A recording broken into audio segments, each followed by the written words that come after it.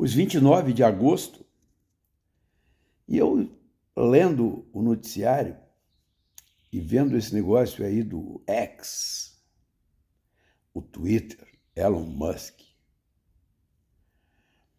e Alexandre de Moraes, né? E aí eu me lembro o seguinte: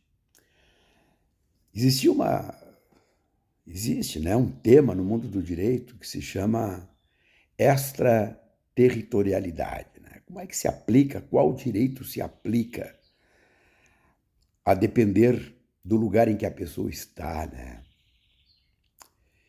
E esta pessoa, este nacional, estando fora das fronteiras do seu país, portanto, fora dos limites, em tese, de proteção do direito nacional, como é que se aplica a ordem jurídica? Como é que se protege o patrimônio jurídico desta pessoa?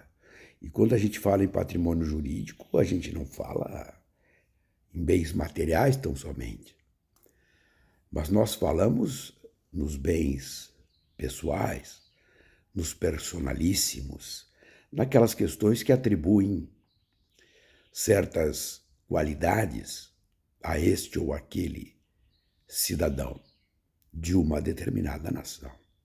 Lembro que os exemplos às vezes eram aqueles os mais bizarros, né?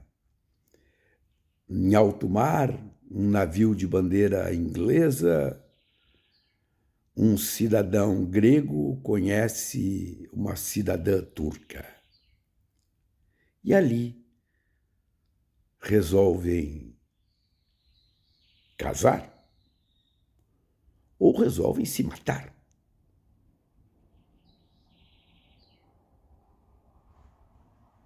Qual direito se aplica?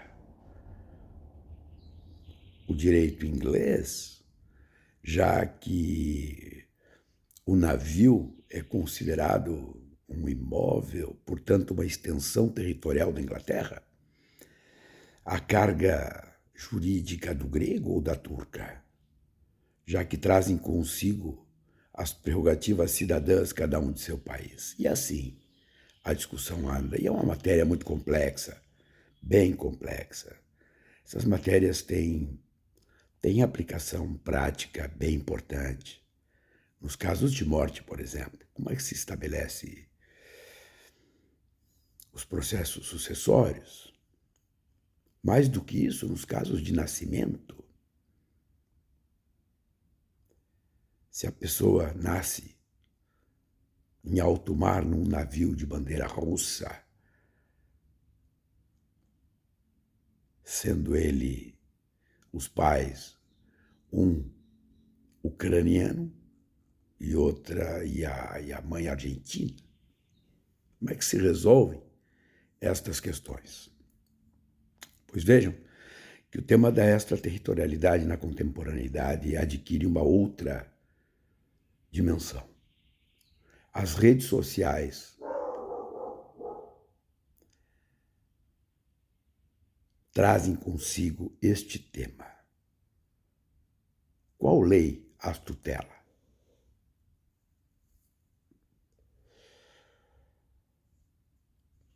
Que Estado pode agir sobre elas?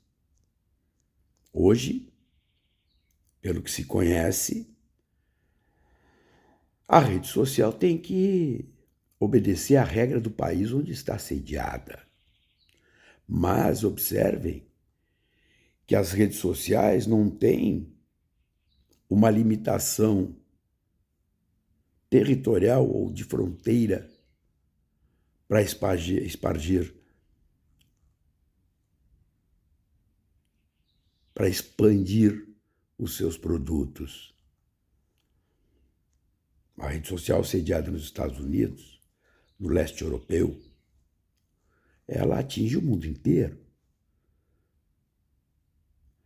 E atinge o mundo inteiro com uma potência indescritível. Não é como antigamente, que tu pegava, vendia uma camiseta de algodão que saía do Brasil, ia para outro país, e aí tem uma sucessão de regras que vai tutelando esta mercância. As redes sociais não é assim. A geração do serviço se estabelece num lugar, mas produz efeitos noutro lugar.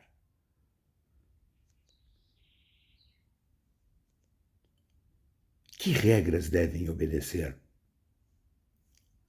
estes comerciantes de informação? Pois no caso do X, no caso do Twitter, do Elon Musk, que é um imbecil, é um autoritário. Isso é do naipe de Trump para fora, para pior. Simplesmente disse que no Brasil não tem representação. Portanto, no Brasil ele faria ou faz o que bem entende, não responde a ninguém. Ele age, pratica crimes, mas como não tem representante no Brasil, ele não repara dano nenhum. E assim vale para todas as redes sociais. Como é que funciona isso? Isso deve seguir desse jeito? O caso agora da disputa que se abre, e o Alexandre de Moraes determinou, o juiz da Suprema Corte Brasileira determinou que o Twitter indique um representante do Brasil. Ou seja, alguém que responda, que se responsabilize pelo serviço e pelo dinheiro que ganham no Brasil. São máquinas comerciais gigantescas. Google, Facebook, Instagram. Estas empresas faturam mais que muitos países juntos, mas não querem responder a ninguém. Portanto, a humanidade está se deparando com um novo desafio na construção do direito. Porque o direito não é nada mais, nada menos do que simplesmente gerar processos civilizacionais. Como é que nós convivemos? Veja uma questão ambiental. As empresas não podem produzir qualquer químico e sair por aí jogando no mundo. Não, existem regras. E as regras de matéria ambiental existem, inclusive, para determinar o recolhimento das embalagens que levam aqueles venenos. Mas por que os venenos das redes sociais não podem ser reguladas? Essas empresas gigantescas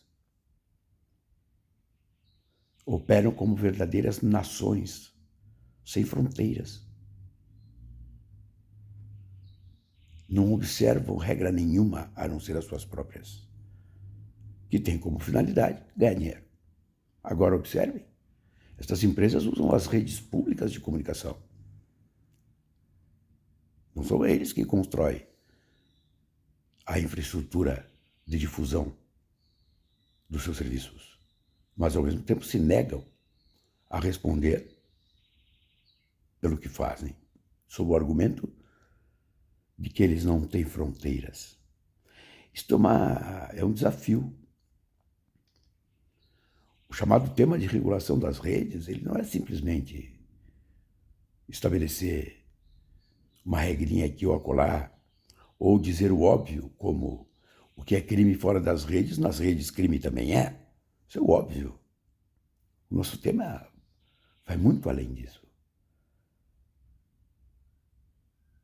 Porque as redes sociais, elas têm a característica particular de produzir cultura, de moldar condutas, de direcionar massas. Simples assim. Então, o tema da extraterritorialidade está colocada para as nações, não é só para o Brasil. As nações precisam enfrentar essa questão. E acreditem, estas grandes redes são verdadeiros países com donos. São donos. O Musk é dono do X, mas ele não pode ser dono das pessoas e se comporta como se dono fosse. Claro, onde é que está o grave nisso? Existem pessoas que adoram ter donos. Vamos lá, muita coisa vem pela frente e para o debate.